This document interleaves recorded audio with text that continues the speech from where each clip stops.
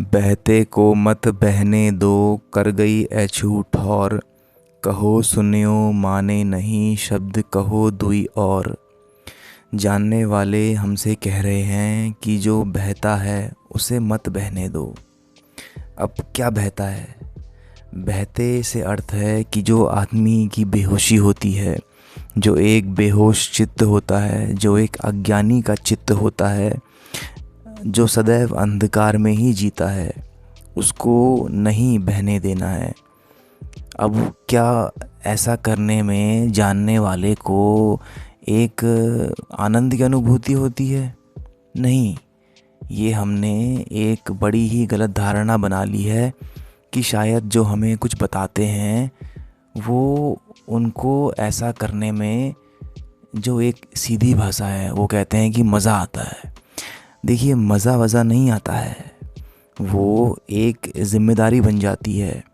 क्योंकि फिर अब जिसकी आँख खुल गई है उसको सदैव बाहर जो घटित हो रहा है और जो भीतर घटित हो रहा है उसमें कोई अंतर ही नहीं दिखता है, वह एक जैसा ही हो जाता है।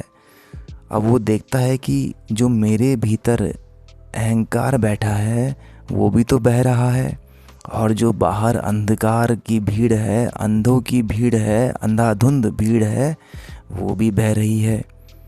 तो फिर इस कारण से विवश होकर के, प्रेम में वश होकर के वह कुछ कहता है।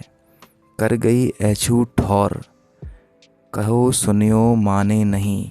अब देखो, कहना और सुनना मानते नहीं हैं, तो सुनने वाला ये समझेगा कि ये तो हमको शिक्षा देने पे तुले हैं, ये तो हमको कुछ बता रहे हैं कि तुम ऐसा करो, ऐसे चलो, ऐसे ही कर्म करो, ऐसे मत करो।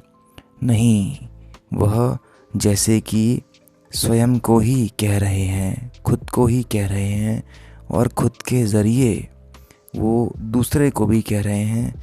क्योंकि एक ज्ञानी के लिए, एक जानने वाले के लिए, या एक ऐसे चित्त के लिए जो जागृत हो गया है, उसके लिए भेदभाव ही नहीं रहता है।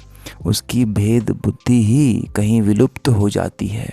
उसके लिए कोई अंतर ही नहीं रहता है भीतर में और बाहर में, संसार में और सन्यास में, जीवन में और मरण में, अच्छे में और बुरे में, सफ़ेद में और काले में, सारे भेद मिट जाते हैं। बल्कि जो एक भेद जिसमें हम जीते हैं कि जीव और आत्मा, वो भी भेद मिट जाता है। जैसे कि हम जीते हैं कि ये तो लड़का है और लड़की है, वो भी भेद मिट जाता है। क्योंकि हर जगह बस वही चैतन्य तत्व ही विराजमान है। उसको देखने के लिए यह आवश्यक है कि शब्द कहो दुई और। तो जानने वाले हमसे कह गए हैं कि फिर दो शब्द और कहने पड़ते हैं। क्योंकि इसलिए नहीं कहने पड़ते हैं कि कहने वाले को मज़ा आ रहा है, नहीं, कोई मज़ा नहीं आता है।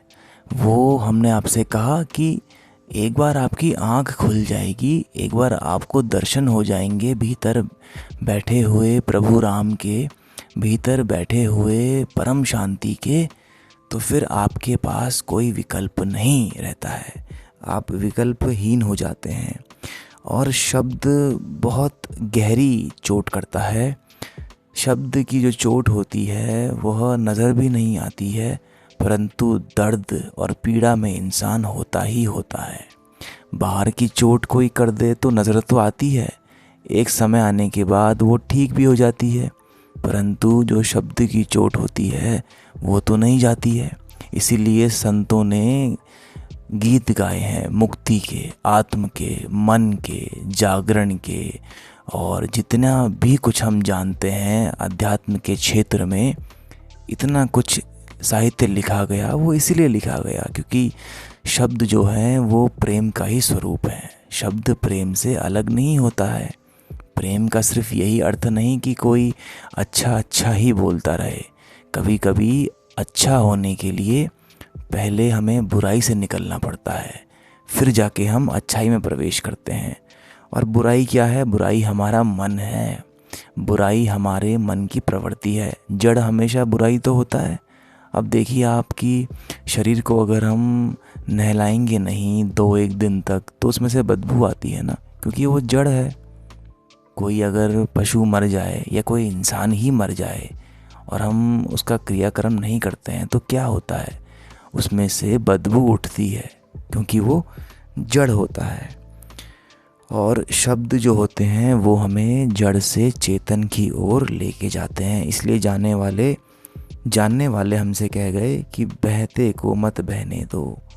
नहीं, वो कर ही नहीं पाते हैं ऐसा, क्योंकि फिर वो, हमने आपसे सीखा, वो विवश हो जाते हैं यह करने के लिए, क्योंकि इसी के ज़रिए वो स्वयं को भी संभाल रहे होते हैं, वो स्वयं को भी दिशा दिखा रहे होते हैं।